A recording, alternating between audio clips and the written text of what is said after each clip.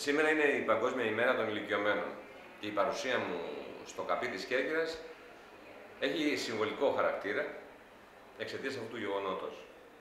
Επισκέφθηκα τους χώρους του καπί,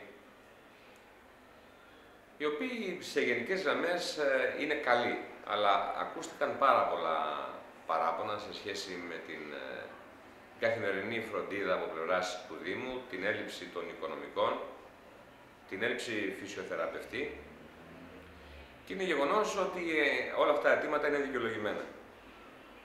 Αυτό που θέλω να τονίσω ιδιαίτερα είναι ότι μια κοινωνία, για να θέλει να λέγεται πολιτισμένη κοινωνία, θα πρέπει να αποδείξει, στην κυριολεξία να αποδείξει, μέσα από τους θεσμικούς της φορείς, ότι φροντίζει κυρίως τους ηλικιωμένους και τα παιδιά, τις ευαίσθητες κοινωνικές ομάδες.